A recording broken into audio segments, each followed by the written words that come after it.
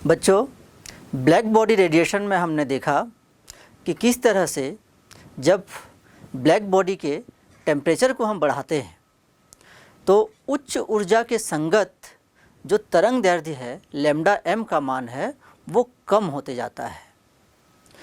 Practically इसको देखें तो आप जब लोहार के पास जाएंगे या कहीं भी इंडस्ट्री में कोई भी लोहे के छड़ को अगर गर्म करते हैं तो लोहे का छड़ सबसे पहले रेड कलर का होता है, लाल कलर का, और गर्म करते हैं तो नारंगी कलर का दिखाई देगा, और गर्म करेंगे तो कैसा दिखाई देगा, पीला, फिर और गर्म करेंगे तो नीला दिखाई देगा। इस तरह से गर्म करते जाएंगे तो उसका जो रंग है लाल, नारंगी, पीला, नीला इस तरह से होते जाएगा।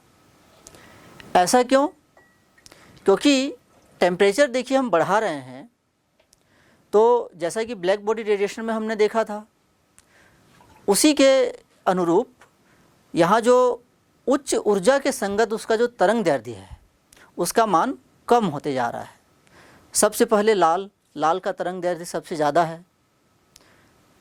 जब हम तापमान को बढ़ाए तो कैसा दिखा, नारंगी का तरंग दैर्ध्य लाल से थोड़ा कम है। तापमान को और बढ़ाए तो नारंगी से कैसा हुआ, पीला। तापमान को और बढ़ाए तो पीला से कैसा हुआ, नीला का तरंग दैर्ध्य सबसे कम है।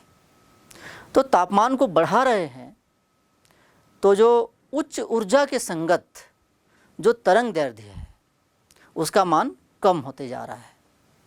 देखिए जब वो लाल रंग का दिखाई दे रहा है तो असल में वहाँ पर लगभग सभी तरंग दैर्ध्य के विकिरण निकल रहे हैं, लेकिन लाल रंग सबसे ज़्यादा वहाँ एमिट कर रहा है, इसी लाल दिखाई दे रहा है। लाल दिखाई दे रहा है का मतलब ये नहीं है कि सिर्फ लाल रंग का तरंग दैर्ध्य ही वहाँ पर निकल रहा है, या फिर पीला दिखाई दे रहा है तो ये नहीं कि सिर्फ पीला रंग का जो तरंग दैर्ध्य ही वहाँ पर एमिट हो रहा है। जैसे कि ग्राफ में देख सकते हैं जो डेल m है वो सबसे ज़्यादा है, मतलब उच्च ऊर्जा के संगत एक पीक तरंग दैर्ध्य आपको प्राप्त होगा। मतलब पीला या नीला जो दिखाई दे रहा है वो पीक तरंग दैर्ध्य है, वो उच्च ऊर्जा के संगत का तरंग दैर्ध्य है, मतलब वो तरंग दैर्ध्य जो है सबसे ज़्यादा मात्रा में निकल रही है, उसकी तीव्रता सबसे ज़्यादा है। और जैसे जैसे तापमान को बढ़ाते हैं तो उच्च तीव्रता की, सबसे ज़्यादा तीव्रता की तरंग दैर्ध्य का मान कम होते जाता है, जैसा कि ये ग्राफ में आप देख सकते हैं और हम अभी प्रैक्टिकली भी इसको देखें। तो ये जो नियम है ये जाके वीन के विस्थापन नियम में लैंड करता है। सबसे पहले इस चीज़ को वीन नामक वैज्ञानिक जो है पर्सिया के भौतिकविद थे, 1894 में विल्हेम वीन नामक वैज्ञानिक ने इसका अध्ययन किया और उन्होंने नियम दिया कि कृष्णिका से उत्सर्जित अधिकतम ऊर्जा के संगत तरंग दैर्ध्य उसके परम ताप के व्युत्क्रमानुपाती होता है। मतलब जो डेल m है, जो उच्च ऊर्जा के संगत जो तरंग दैर्ध्य है उसकी परम ताप के व्युत्क्रमानुपाती होगा। परम ताप जितना बढ़ेगा जो उच्च ऊर्जा के संगत तरंग दैर्ध्य डेल m है वो उतना कम होगा, जैसा कि हमने अभी देखा। तो किसी कृष्णिका का परम ताप अगर T है और उससे उत्सर्जित अधिकतम ऊर्जा के संगत तरंग दैर्ध्य डेल m है तो वीन के स्थापन नियम के अनुसार डेल m प्रोपोर्शनल T हो जाएगा 1/T, मतलब डेल m व्युत्क्रमानुपाती 1/, परम ताप के। बराबर करने के लिए एक नियतांक यहाँ लगाएंगे b, तो डेल m बराबर b/T और डेल m इंटू T बराबर b, इस तरह से ये हो जाएगा। यहाँ पर जो b है ये एक अनुपातिक नियतांक है जिसे वीन का नियतांक कहते हैं और इसका जो मान है 2.884 गुणित 10⁻³ मीटर केल्विन होता है। इसे आपको याद रखना है क्योंकि जब न्यूमेरिकल्स आएंगे तो ये मान का उपयोग करके आप न्यूमेरिकल बना सकते हैं। बच्चों, ये जो वीन का जो विस्थापन नियम है ये बहुत ही महत्वपूर्ण है। इसकी सहायता से हम, जैसे दूर में कोई ऑब्जेक्ट है उसको सिर्फ हम देख पा रहे हैं और उससे विकिरण निकल रही है और उसको देख पा रहे हैं, जैसे कि स्टार्स हो गए या सन हो गया, है ना, उस तरह से खगोलीय पिंड हो गए, तो उसका हम टेम्परेचर ज्ञात कर सकते हैं।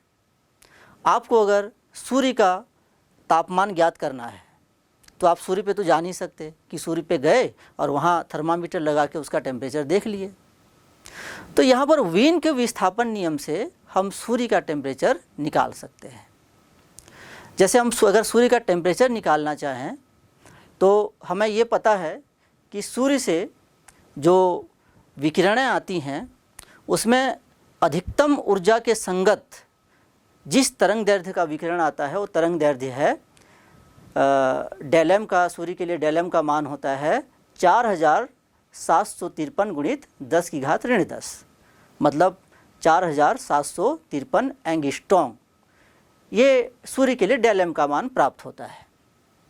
और वीन नियतांक जो है उसका मान हमें पता है 2.884 गुणित 10 की घात ऋण 3 मीटर केल्विन।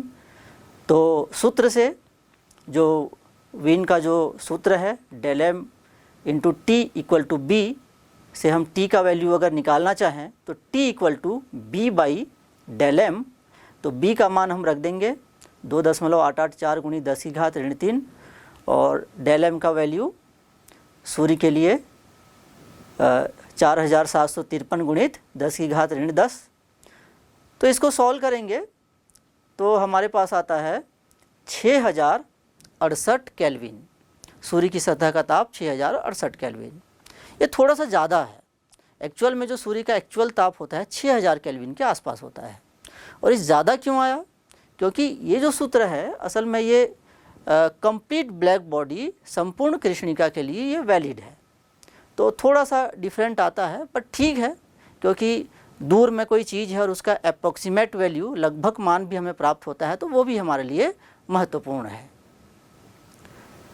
अच्छा, और एक हम सवाल देखते हैं कि अगर हमारे पास दो तारे हैं, एक तारा थोड़ा सा ब्लूइश दिखाई दे रहा है, मतलब नीला कलर का दिखाई दे रहा है, हल्का नीला टाइप का दिखाई दे रहा है, और एक तारा जो है वो येलो कलर का, मतलब थोड़ा पीला रंग का दिखाई दे रहा है।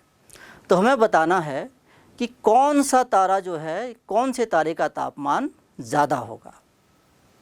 तो वीन का नियम जैसे हम लगाएंगे तो del m proportional to 1/t से हम ब्लूइश जो तारा दिख रहा है उसके लिए इस समीकरण को अगर लिखना चाहें तो लैम्डा बी कर देते हैं यहाँ पर ब्लूइश तारे के लिए प्रोपोर्शनल टू 1/TB कर देते हैं।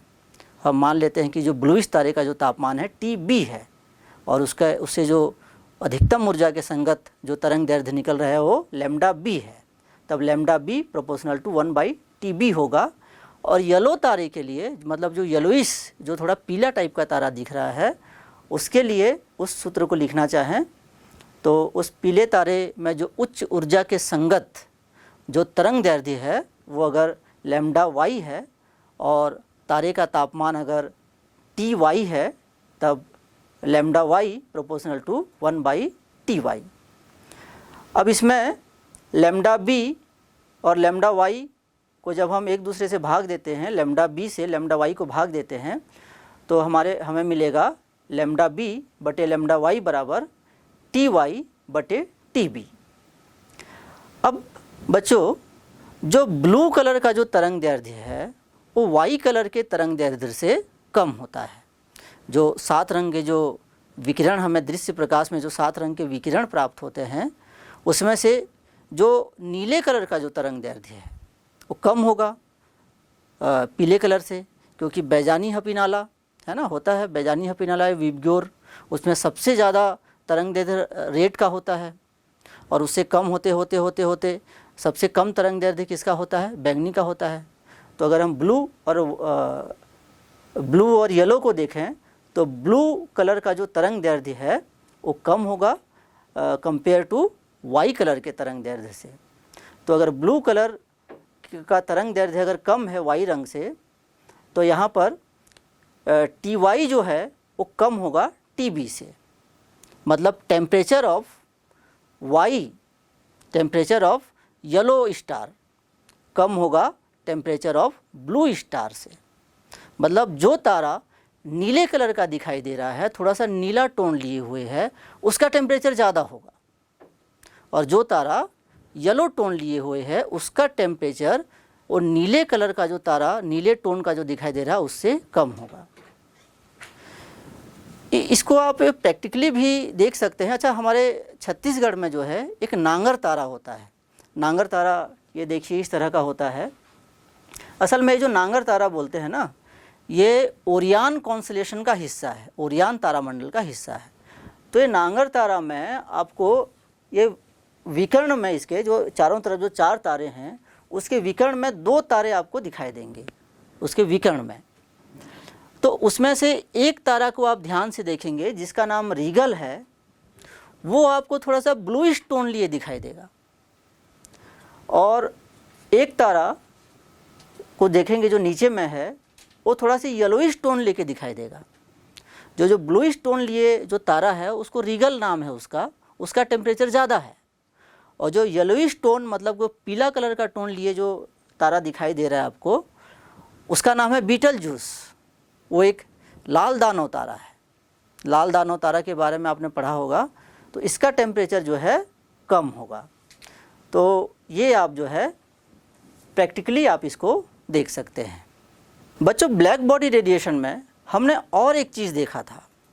वो क्या था कि जैसे टेम्परेचर को बढ़ाते थे तो जो संपूर्ण ऊर्जा है, उस पिंड द्वारा जो विकिरित संपूर्ण ऊर्जा है, उसका मान बहुत ज़्यादा बढ़ जाता था। और हमने देखा था जो संपूर्ण ऊर्जा है वो टेम्परेचर के चतुर्थ घात के अनुक्रमानुपाती होता था। मतलब टेम्परेचर को बढ़ाए तो जो संपूर्ण ऊर्जा है वो बहुत ज़्यादा बढ़ता था। जो उस तरह से जो ग्राफ यहाँ पर जो आप देख पा रहे हैं, उसका जो एरिया है वो संपूर्ण ऊर्जा को बताता था। संपूर्ण ऊर्जा को बताता है जो एरिया है। ग्राफ मतलब जो वितरण वक्र है और जो लैम्डा अक्ष के बीच का जो ग्राफ है वो संपूर्ण ऊर्जा को बताता है, कृष्ण पिंड द्वारा विकिरित संपूर्ण ऊर्जा को। तो टेम्परेचर को बढ़ाने से संपूर्ण ऊर्जा बहुत ज़्यादा मात्रा में बढ़ती है। और ये इसका जो है समीकरण कैसे बनेगा, किस मतलब नियम के अनुरूप बढ़ती है, तो वो जो संपूर्ण ऊर्जा है वो टेम्परेचर के चतुर्थ घात के अनुक्रमानुपाती होता है। इस नियम को स्टीफन बोल्ट्जमैन का नियम कहते हैं।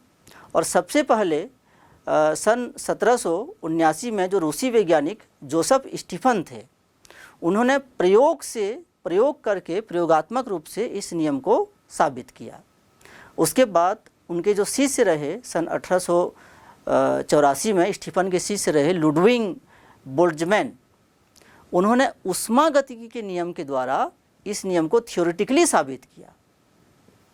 तो ये नियम क्या कहता है, जैसे कि मैंने बताया कि इस नियम के अनुसार किसी कृष्णिका के प्रति एकांक क्षेत्रफल से प्रति सेकंड उत्सर्जित विकिरण ऊर्जा उसके परम ताप के चतुर्थ घात के अनुक्रमानुपाती होती है। अगर कोई कृष्णिका है और उसका जो परम ताप T है और उससे विकिरित संपूर्ण ऊर्जा अगर E है, तो E प्रोपोर्शनल T होगा T का घात 4। E प्रोपोर्शनल टू T का घात 4 बराबर करने के लिए एक नियतांक लगाएंगे सिग्मा, तो E बराबर हो जाएगा सिग्मा गुणित T का घात 4। बच्चों, यहाँ जो सिग्मा है इसको कहते हैं हम स्टीफन बोल्ट्जमैन नियतांक। ये एक आनुपातिक नियतांक है जिसको हम क्या कहेंगे, स्टीफन बोल्ट्जमैन नियतांक। अब इसका हम मात्रक देख लेते हैं कि सिग्मा का मात्रक क्या होगा, क्योंकि सवालों में आपके इसका मात्रक पूछा जा सकता है। तो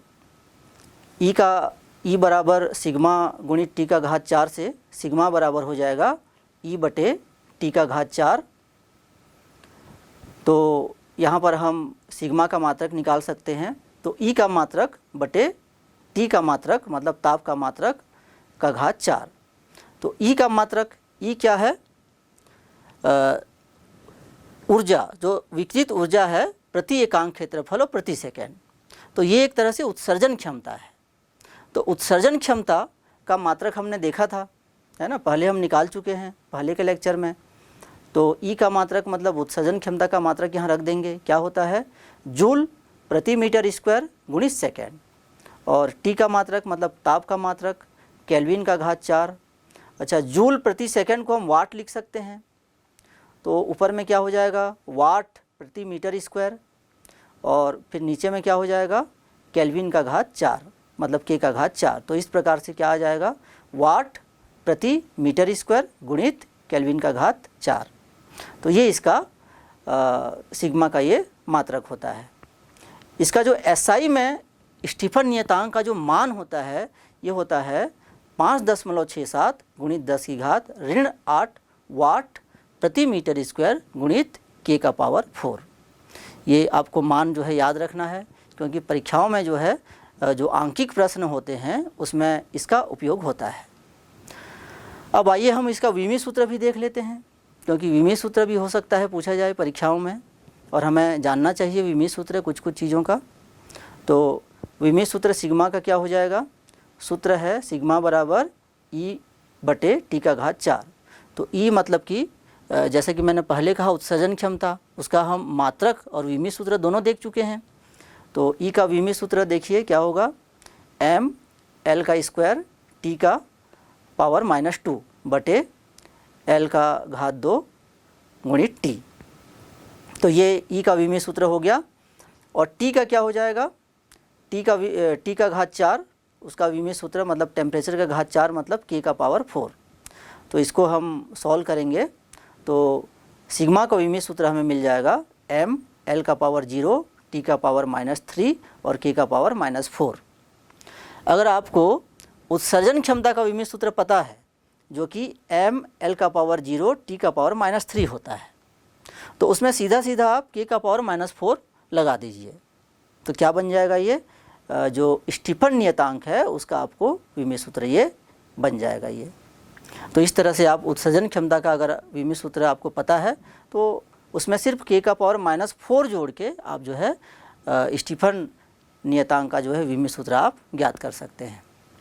अच्छा, ये जो स्टीफन का जो नियम है ये केवल संपूर्ण कृष्णिका के लिए ही सत्य है, और अगर हमारे पास ऐसा कोई पिंड है जो पूर्णतः कृष्णिका नहीं है, तब हम क्या करेंगे, तब जो समीकरण 1 था मतलब कि ये ई बराबर सिग्मा टी का पावर 4, उसमें हम एप्सिलॉन लगा देंगे।